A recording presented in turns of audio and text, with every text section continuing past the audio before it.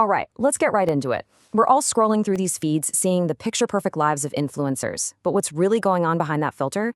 In this explainer, we're going to peel back the curtain using some really sharp insights from Deep Malhotra's work to look at the intense, high-pressure reality of what it means to chase online fame today.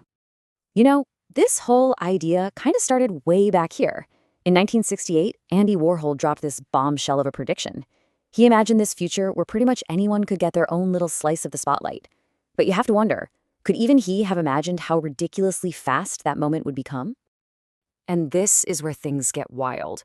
Warhol's 15 minutes still had this idea of being famous for something, like an achievement.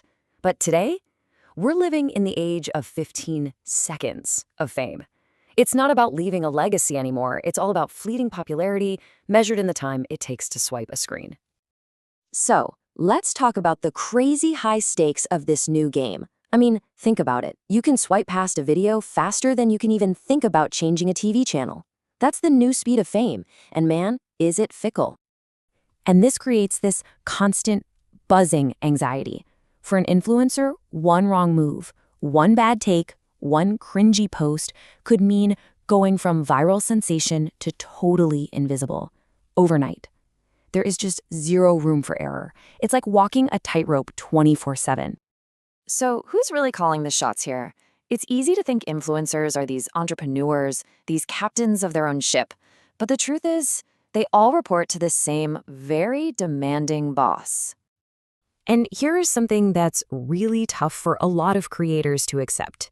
You might think you're there to serve your audience, your followers, but you're not actually in the driver's seat. Instead, yep, you're an employee of the algorithm.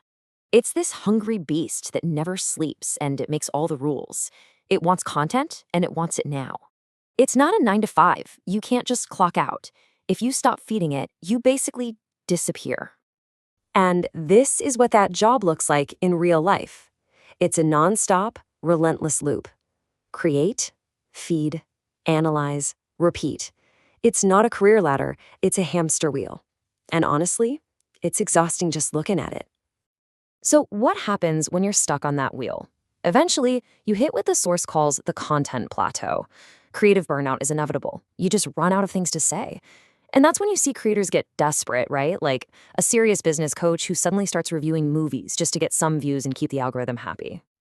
Now, this constant grind doesn't just impact the content, it really messes with the creators themselves, which brings us to the authenticity game, where the line between what's real and what's just for the camera gets incredibly blurry. Ever scroll through your feed and feel like you're seeing the same video over and over and over again? Well, you're not crazy. The competition is so insane that when one thing works, everyone jumps on it. It creates this homogenization, basically a sea of sameness. Just think about it. One person does a viral dance and suddenly the whole platform is doing that exact same dance. One day in my life vlog goes big and suddenly you've got 1,000 clones of people making their morning coffee. It's a race to copy what's popular, not to create something new. So if copying everyone else stops working, what's next? Well, for some, it's the shock value trap. It's a super tempting way to get eyeballs quick. A big controversy can give you a nice little boost in views, but it's a dangerous game that can absolutely wreck your reputation. And it gets dark. Some people have even faked their own death for views. And it all comes down to this guiding principle, this sort of unofficial motto of the online world. To look successful, you often have to fake it. We're talking rented private jets, staged photo shoots, a whole life of luxury that is completely manufactured. Image is literally everything. But here's the real danger. When you spend all day, every day, faking a perfect life for a camera, what happens when you start to believe it? What happens when you get completely lost in that lie?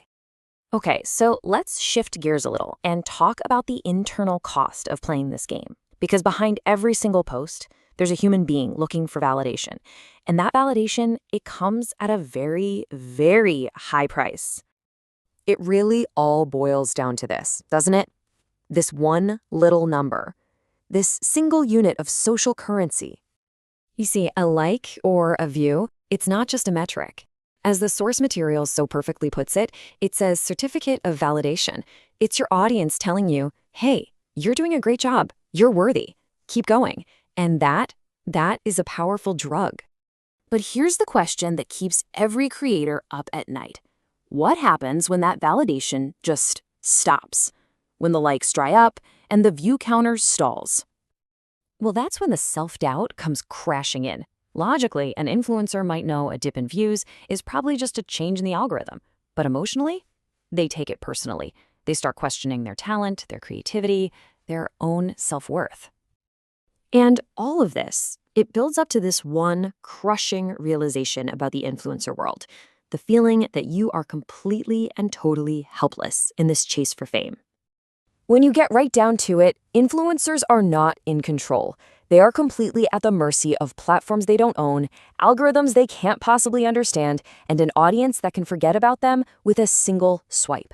It's a game where you might think you're the player, but you're really just a piece on the board. The author Deep Malhotra actually has a name for this whole phenomenon. He calls it the influenza bug.